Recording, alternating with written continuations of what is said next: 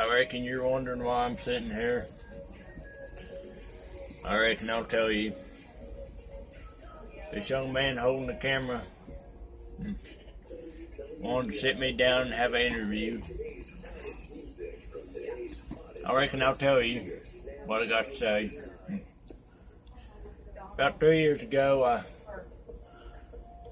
turned 17 and my life changed forever. I lost my virginity and all kinds of stuff and stuff. Really was a big change for me. Then along came Polly, and well, one day me and her was out in the garden tinkering around on cucumbers, and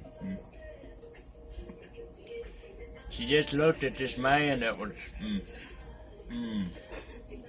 he just walking, I reckon, nothing really.